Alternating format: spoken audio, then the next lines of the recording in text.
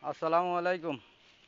আগে প্রোগ্রামের নাম লইলে খাইতাম দুয়ানি, অন প্রোগ্রামের নাম লইলে খাই বিরিয়ানি।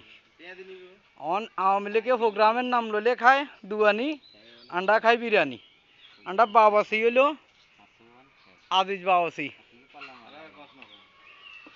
আজিজ বাবাসির রান্না খুব মজা হয়। আর জালি কুমড়া আর কি দর গাজর, আলু, বরকটি, গরুর মাংস। আর কি আছে?